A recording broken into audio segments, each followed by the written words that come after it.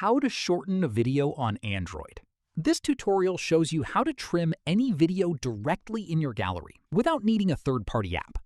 First, open the Gallery app on your Android device and find the video you want to shorten. After that, tap on the video to open it, and then tap Edit to enter the editing screen. From there, you'll be taken to the Trim section by default. If not, tap the scissors icon to switch to it. At this point, you'll see your video on a timeline at the bottom with handles on both sides. In the next step, drag the left handle inward to trim the beginning of the video and remove anything you don't want at the start. Following this, drag the right handle inward to trim the end of the video and cut off anything you don't need at the finish. Once done, preview the trimmed clip to make sure it looks exactly how you want it before saving. Finally, tap Save to export the shortened video, and it will be saved directly to your gallery. And that's it!